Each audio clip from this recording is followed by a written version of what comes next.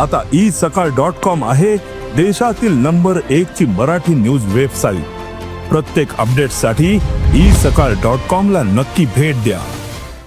लवकरच मी कठोर निर्णय घेत आहे। फरार कृष्ण आंधळे हा लवकरात लवकर अटक करा अशी आमची वारंवार मागणी आहे।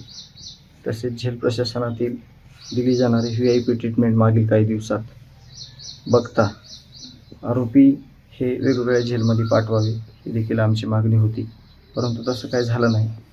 हे असताना बीड कोर्टामध्ये ज्या वेळेस तारीख असते त्यावेळेस राष्ट्रवादी काँग्रेस पक्षाची चिन्ह असलेल्या मोठ्या प्रमाणात गाड्या, पदाधिकारी तसेच आरोपीचं समर्थन करणारे लोक मोठ्या प्रमाणात येऊन देशमुख कुटुंबियावर दबाव आणण्याचा प्रयत्न करत आहेत, भीतीयुक्त वातावरण तयार करण्याचा प्रयत्न करत आहेत। सगळ्या प्रकरणातील सगळे आरोपी जेरबंद होतात, परंतु देशमुख खून प्रकरणातील जो फरार आंधळे आहे, जो की मागच्या 204 दिवसापासून फरार आहे, त्या आरोपीला अजूनही पकडलं नाही।